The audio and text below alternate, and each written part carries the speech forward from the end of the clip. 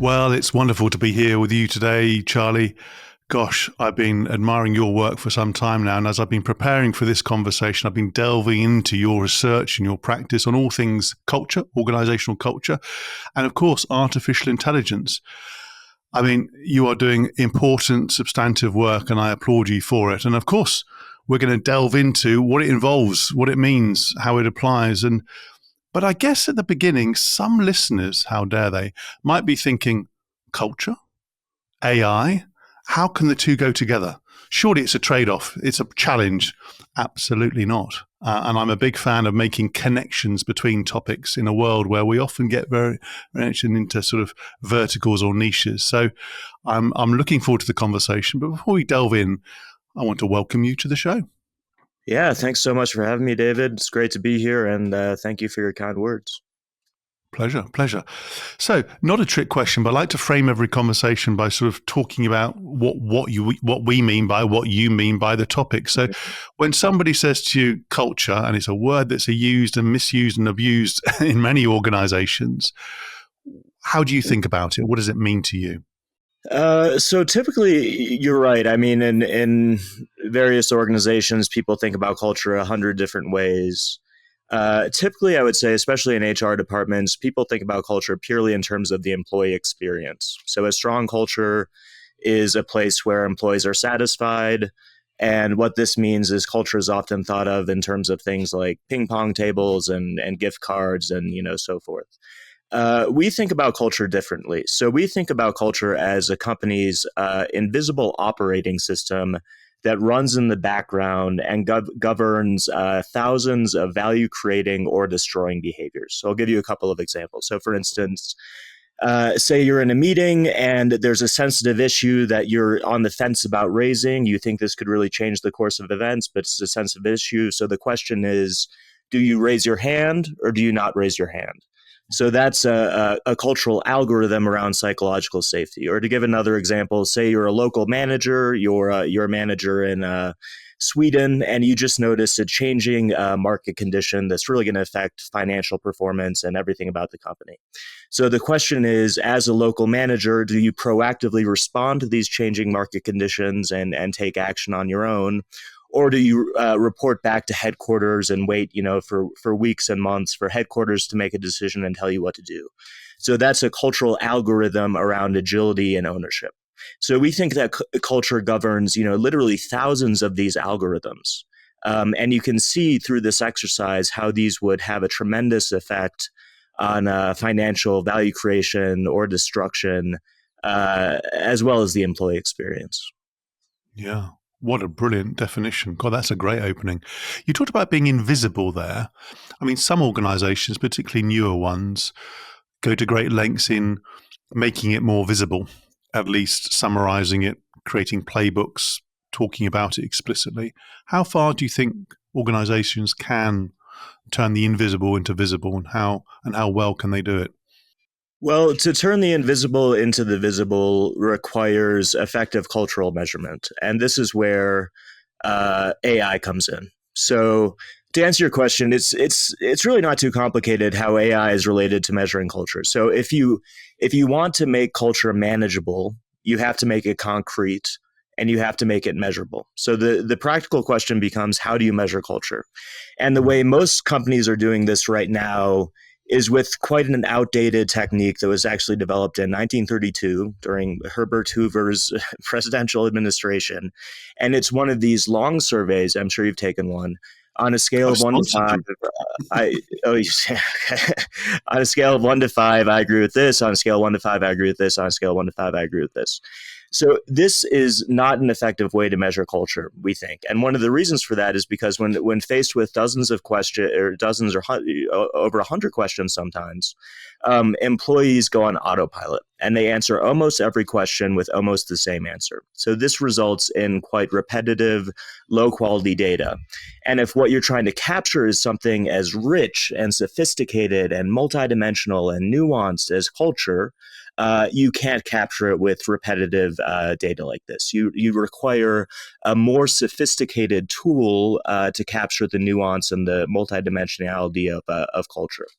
And AI provides this sophistication, because what AI AI is doing, it's very simple, really. It's just capturing employee language. So when employees write in free text, they talk about hundreds of different topics, for anything ranging from pet friendliness to agility to cross unit collaboration, hundreds of different things.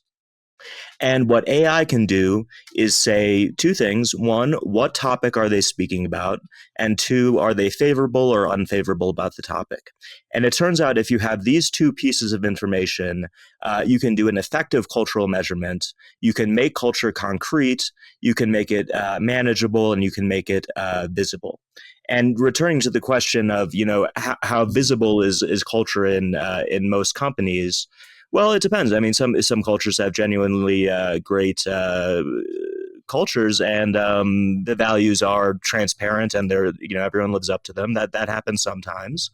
However, we did a study, our Walk the Talk study, where we analyzed nearly 600 large companies. We analyzed what their official core values are, and then looking at over 1 million Glassdoor reviews, we analyzed their actual cultural performance compared to their peers. So the question is, if one of their values is integrity, do their employees actually say the culture of integrity is going better than their industry or not? Mm-hmm. And what we found as a result of this study is there's basically zero correlation between whether a company espouses an official value and whether they live up to them. So while there are certainly exceptions, there are strong cultures that walk the talk, and we have the privilege of talking to many of them in our podcast series. There are exceptions, but for the most part, these cultural values you have on your wall, these cultural values you're publishing on their website, they have very limited bearing on reality. Mm. Wow. Just while we're there, say the name of your brilliant podcast series so people can immediately not turn off this, but afterwards switch over. Tell us.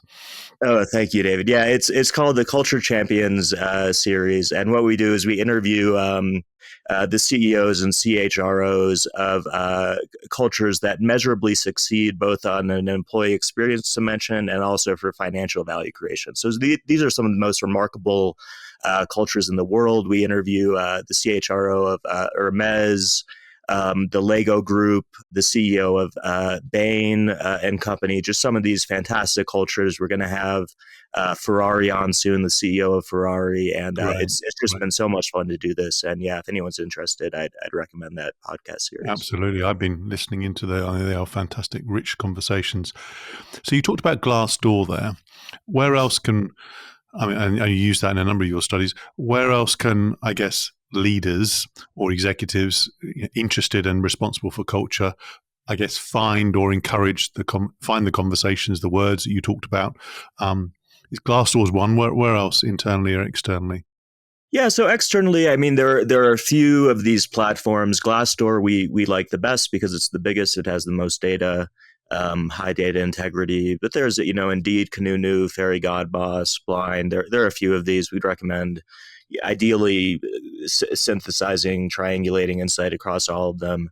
And then internally, so the great news is most companies already have very rich cultural data. They have books and books and books and books of this employee feedback.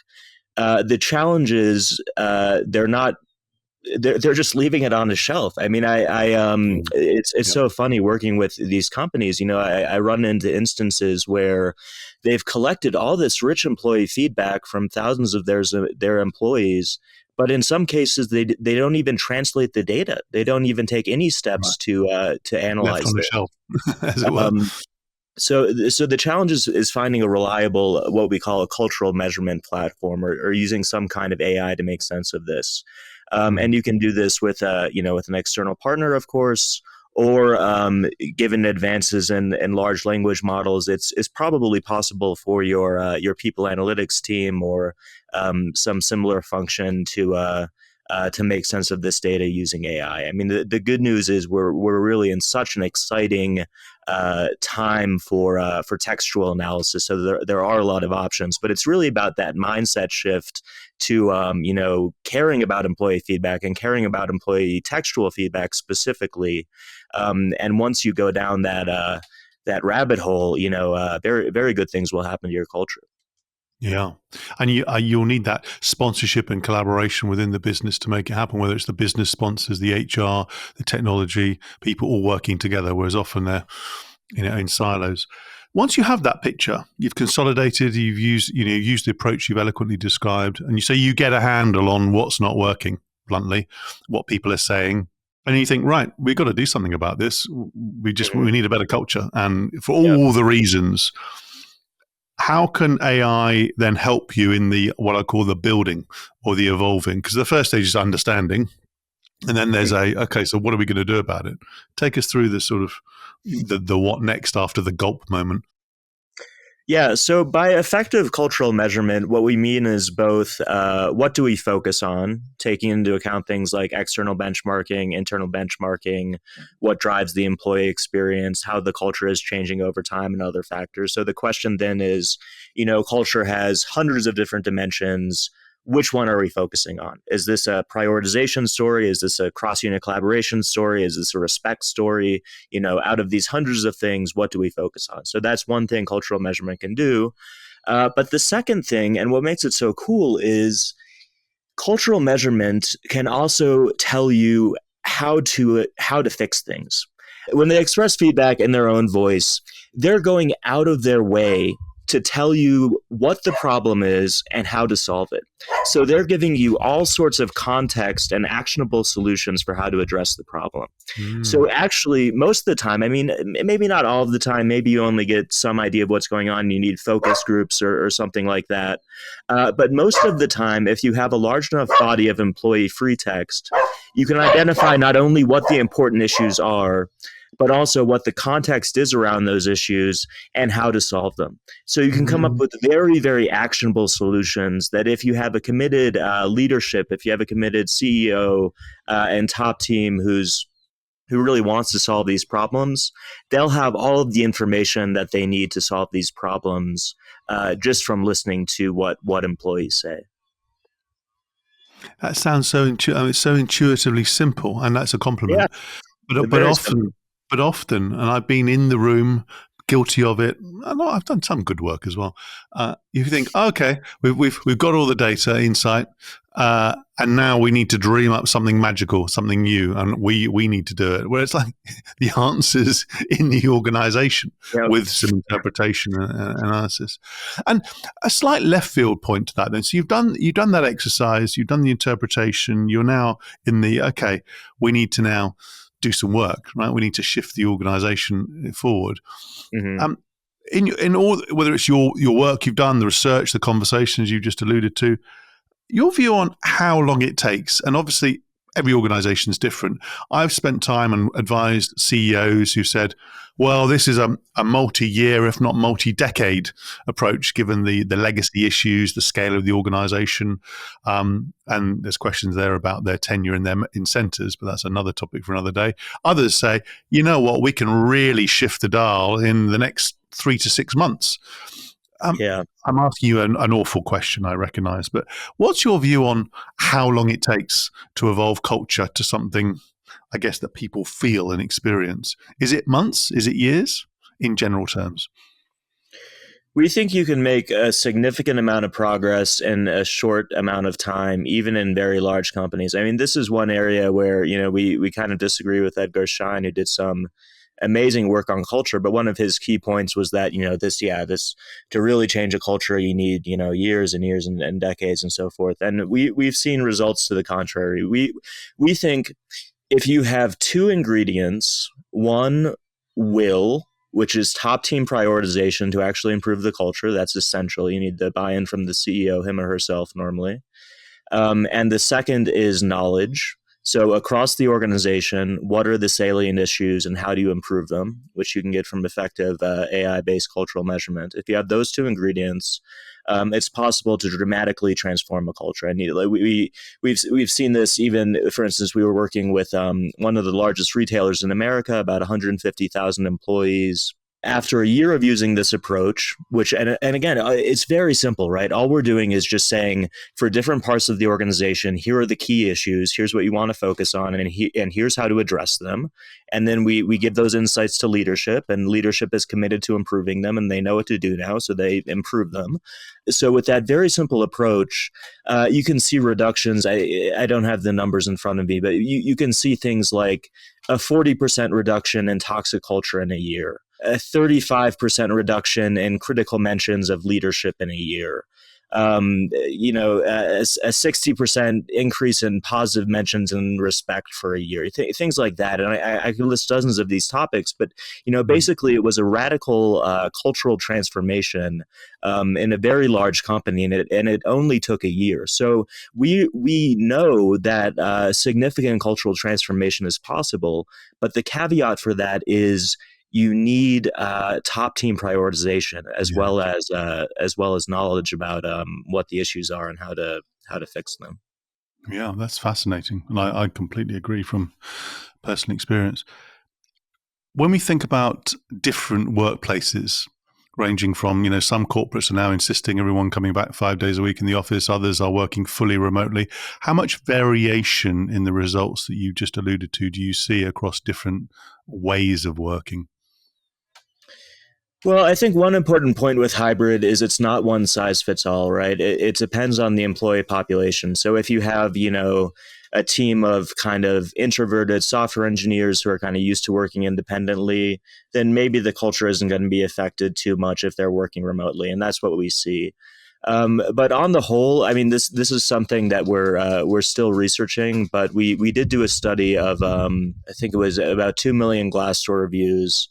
And what we did is we took the sample of companies in that population where the employees spoke the most positively about remote work. So these were by and large, and we verified this by reading the free text, these were the companies that had excessively high remote work policies compared to their average. And then what we did is we took these companies and we compared them to their industries across hundreds of different cultural dimensions. And basically, what we found, and again, this is preliminary analysis, but what we found is that work-life balance was rated higher in these companies. That's not too surprising. But then a wide range of important cultural dimensions. So everything ranging from ownership to collaboration to even toxic culture to communication, especially to trust. These saw fairly significant dips. So something on the order of magnitude of between half a standard deviation below their industry and a full standard deviation below their industry. Relative to the industry. So that's kind of where we're at in our research about remote work and hybrid work. But it's a very complex issue, and what's for certain is one size doesn't fit all. I mean, we deal with we work with all kinds of clients with all kinds of different employee populations, and the remote work policy that works for one of them is not going to work for another one of them. Sure. And there's still work to do on the research too. So it's still an open question for us, but we do see some indications that on the whole, maybe remote work isn't the best thing in the world for a culture. You heard it here. There's a strap line and a headline right there. No, don't make that. I'm joking. On the flip side, for all of the brilliant advantages of this approach, what would you call out as any of its, I guess, areas to be careful about, sensitive about, limitations? If you were speaking with a potential client who's thinking, wow, this sounds really good, Charlie. I'm new in role. What do I need to be aware of, concerned about? Well, I mean, these platforms are difficult to build, right? You have to it involves tens of thousands of these small decisions. So you have to, when you're dealing with AI, you always have to look out for things like hallucinations, and especially important here is how is the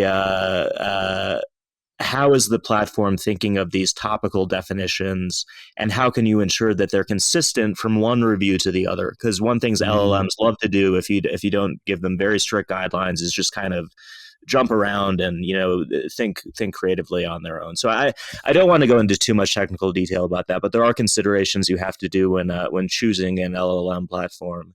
Maybe I'm a little bit biased, but I do think this is a much better approach to cultural measurement than the alternative, which is these lengthy traditional surveys. But you always have to be careful about sample size. That I guess that'd be my piece of practical advice. Yeah. You want to be dealing with large samples ideally.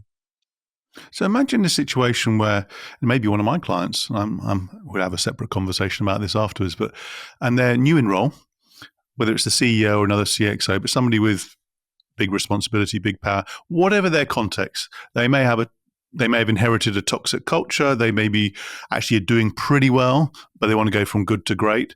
But they realize they need to create a better, more inclusive, more humane, higher performing culture, right? It's on their radar. They know it from the recruitment process. They know it from and they've read all your work. They've listened to this podcast, of course. And they reach out to you. What would be in that first conversation? What would you say to them with a relatively blank sheet of paper? And they say, Charlie, look, I want to work with you. I want to use your approach. What would you guide them? What would you counsel them on in their first few days of their role? Yeah. So the first thing I would say to them is congratulations. The hard part is already over because it sounds like this CEO or senior leader has already bought into culture change. So that's huge. Yeah, as I mentioned before, you need two things to change a culture. You need will and you need knowledge. So if they already have the will, then the most important part of the battle is already over. And then gathering the knowledge is easy. I mean, I just advise them on a couple of methods of gathering data. I'd advise them to look at external review websites. And I'd advise them to conduct an internal survey, a very short survey based on free text. And if you just analyze those two data sources, you're going to have all of the information that you need to understand what the culture is with a high level of sophistication and how to improve the culture with a high level of actionability. So it would really be a very short conversation. I just recommend administering one internal survey, looking at external reviews, and take it from there. If they're bought in, it's very easy. And who would need to be involved in the organization to do the work? Who needs to be? I mean, I don't need a detailed project plan, but who are the main protagonists you typically work with? The main protagonists. I mean, the most essential thing you need is top prioritization. You need the CEO bought in because to change a culture, typically in most companies, the CEO is going to be the only person with access to all the levers that you need to improve it. So you need the CEO bought in. You better have the CHRO bought in, or it's going to be relatively difficult. And then typically, what we find is if you have that ingredient, the rest of it falls into place. I mean, in different companies, it's going to be different players, right? Sometimes it's going to be directors of HR, VPs of HR, people analytics. It's going to vary based on the specifics of the company. But the key is top buy-in, and the model we recommend for kind of the longer term after maybe the initial cultural assessment is over is you need a few things. So you need high quality data, you need a culture AI platform, an effective one of those. And then the model we recommend is having a dedicated culture owner.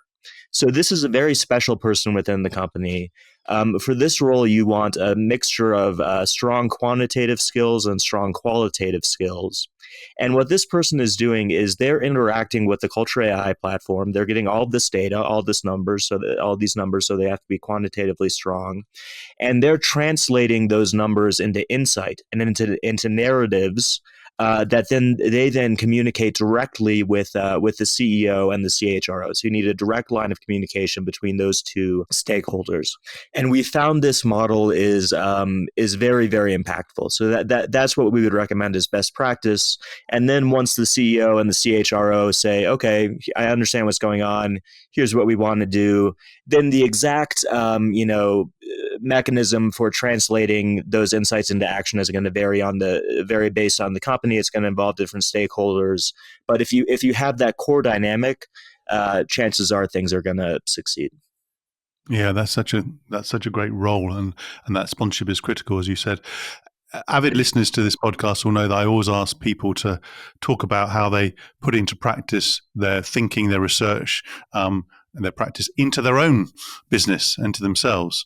So, given all the brilliant work you've done, how has that specifically influenced your work and your own entity in Culture X? What have you done differently in the last, I don't know, year? I don't want to resort to cliches, but it's not a cliche. I mean, it's based on research. I mean, we recently did a study of 3.6 million Glassdoor reviews, and what we were interested in is what correlates the most strongly with positive and negative assessments of culture in general.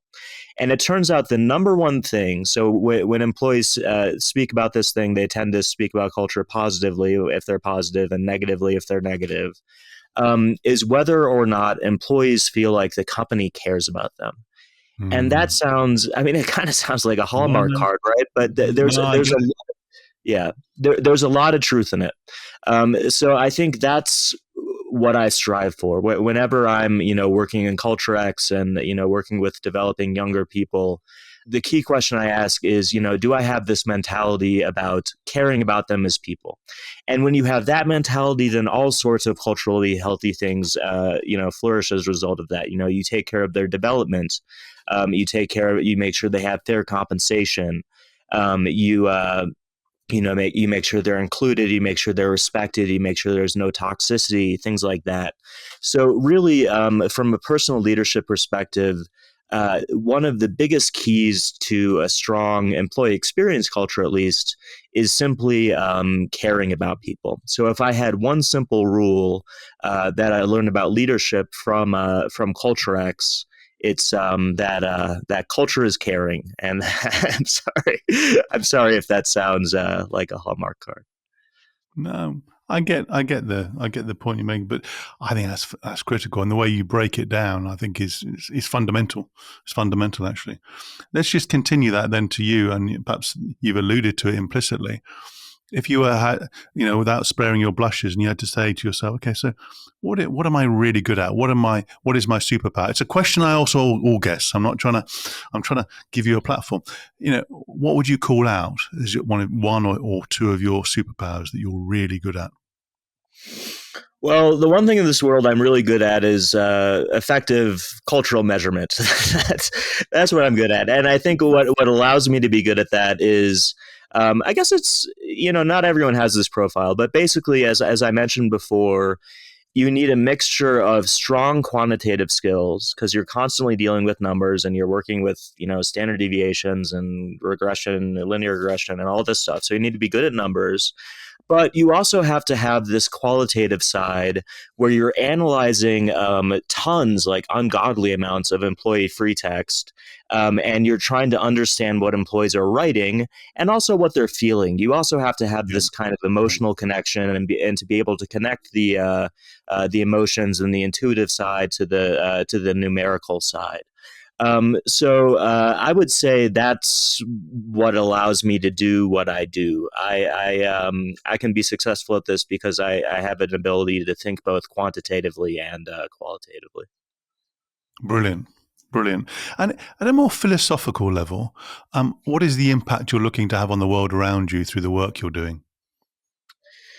Yeah, so we're really just working hard to get this message out. I mean, when the way I think about it, look, if you're looking at who's calling the shots in businesses right now, they're mostly, 50, 55, 60, 65 years old. So they went to business school 30 years ago, 40 years ago, right? And when they went to business school, there weren't any classes about culture. They weren't taught, what is culture? Why does culture matter? How do you build a strong culture? This just wasn't on the syllabus.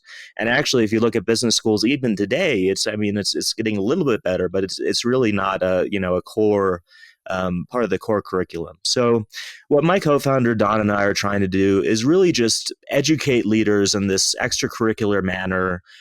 Here's what culture is. Here's why it's so valuable. And there's so much evidence that it is financially valuable. here's how you can measure it. Here's how you can make it concrete. It's not this amorphous, wishy-washy thing that's not grounded in any evidence. It's this really concrete asset, and it turns out it's actually probably your single most important asset. So you should manage it like any other asset. And here's how you actually improve culture. So really, that's what I want to. That's what I'm really focusing my career on, and that's what Don and I are doing. We're just trying to get the word out about culture, and we're trying to educate leaders and have that mindset shift whereby they prioritize culture. Because once you have that mindset shift, then getting the knowledge, it's not that hard. It's doable. So we're that's what we're trying to do.